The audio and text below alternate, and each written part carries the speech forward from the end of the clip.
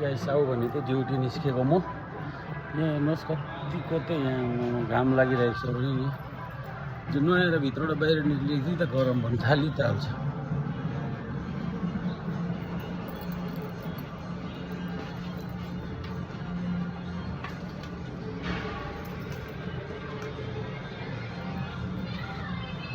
सबैतिर गर्मी कतिको छ कमानमा भन्नुहोस् होला। यहाँ हेर्नुहोस् अब भने त म गाडी निकाल्दैछु पार्किङ